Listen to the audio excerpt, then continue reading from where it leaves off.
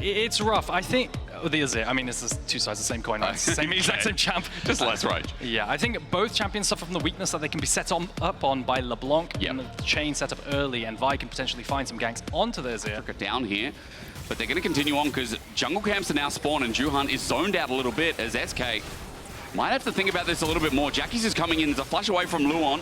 They're still thinking about it, even with Jackie's hovering, but the ignite as it goes down, Isma tries to get his way. He doesn't. Okay, it's pushing into their lane, and it's really not going to be a great trade for Patrick. Now, that looks like a dead Zeri on my screen. Oh, it does indeed. Does it look like a dead Niski to you as well? Here he is, the Antonio making the gank known. no. First blood going to be given over, and it's the Antonio who picks it up. Excuse me, second, of course. But a second kill over to GiantX. And it's just from Raw laning 1 versus 1. Jackie still has in, giving access for Juhan to take the ever so loved grubs that you keep hyping up. Bryo mid-top with that LeBlanc and that Rumble winning lane, going to secure these grubs over. Yeah. Now, no cross-map play for SK either, because Ignar is not needed on those grubs because the lanes are winning so hard. He's going to be able to shadow any play down bot side, and Isma, he's not going to be able to do anything in response. Just Arctic Assault's out of there before he gets caught out. And just quickly note again what you said, Rahel and Luon had the wave in a good... Instead of contesting these grubs, trying to find some sort of dive with the Lucian down bot and giving up those 6 grubs, but Isma...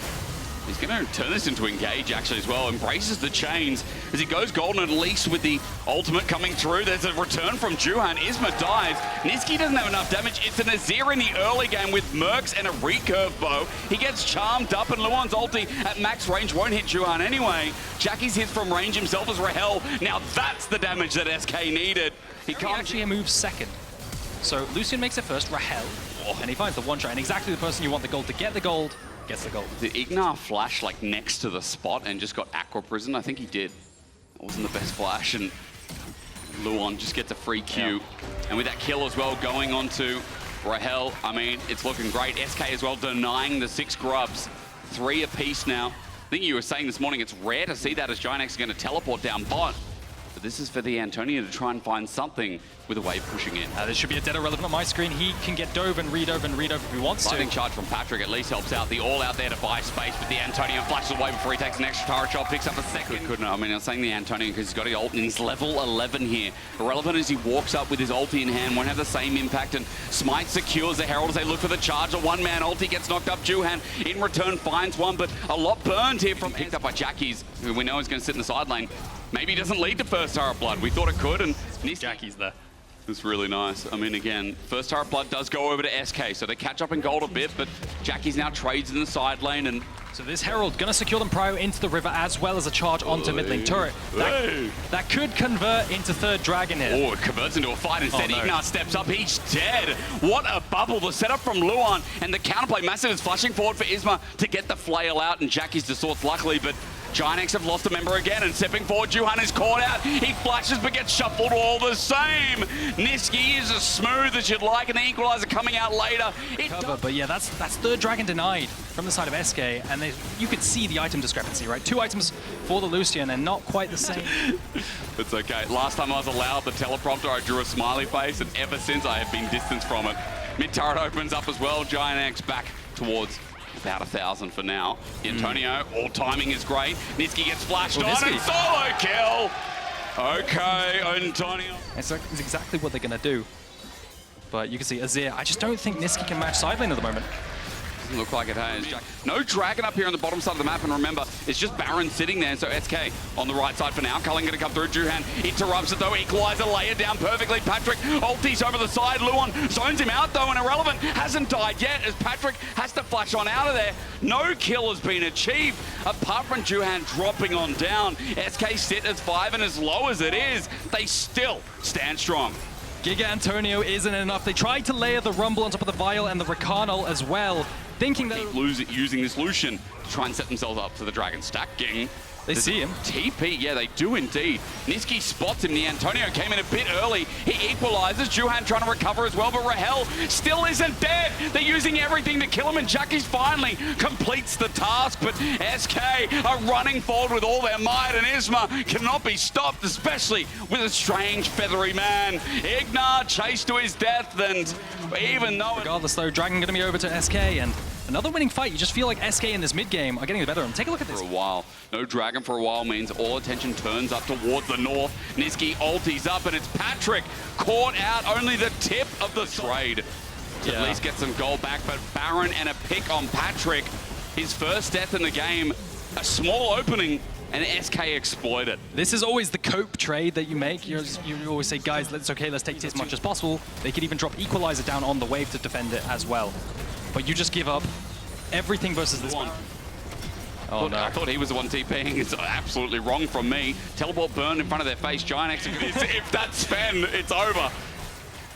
But the long con flank is coming. They do have an Azir tower. This is not a good flank, I don't think. Unless he's on a ward. They need the one-shot. Juhan, he can get turned on. Through Juhan, not spotted out in the brush, but Isma's the one face checking.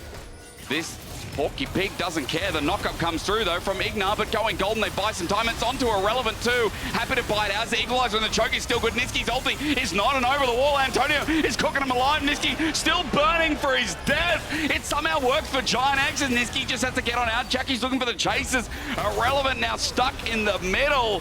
The all-out over the wall to try and find Jackie's, and he does. It's Kazate moment. Irrelevant out for the pieces. Now Antonio comes through, but he's not even needed. Juhan cleans that kill up, and Dragon now exposed. GiantX, the resilience is there. What a nice engage from Ignar. Now they're still looking at SK. It's not done, is it? It's really not done. Flash and Ignite still up to try and steal a Dragon. They won't succeed. Aqua Prison not there. We're getting a lot of bursts. We need to watch about things like Ignar as the quickness gets popped up again. The ulti comes through. It's onto Luon. They find the support. Now there's no Baron here. Two, Isma has to run away a little bit, and are they thinking about starting the Baron? GiantX are throwing the spanner. I'm so surprised that SK didn't take... Jackies does it. Luon's dead. Made me scream, wow. God, LeBlanc. What setup there? Numbers advantage now given out, and SK are walking in. Numbers advantage. They could find the engage. Ignar is on the flank. He's got flash as well. Aragon, he has flash, and Baron here might just be a bait, a ruse. Are they going to 50-50? Isma throws out the oldie. Juhan runs on in. Antonio shuffled away, but he goes Golden's quickness. Buys him a bit of time, but it's on to tanks. Antonio has to flash away. Niski's the damage dealer with Rahel. They're now playing it front to back. No! GiantX, you're giving it to them. SK have been set up to walk only. Result point as well. Jackie's once again trying to be a ninja. Over the wall! Oh my god! Really depends on how well Niski and Rahel can play safe. As execution like this, Juhan walking in, Niski finds him! Jungler down, I mean, is he going to? The tidal wave follows through, they need the damage, eventually they're finding the quickness there as well. The Equalizer makes the play turn around. Niski goes golden to buy himself some time, but as the redemption comes through, he's still alive! Juhan had no stake from the new member. Remember, Peach died for this, and for Juhan. Should change as well. Look for SK with Baron as they push in through this inner turret. Now they might have a chance to break the base in another direction. The last Baron buff was what got them close.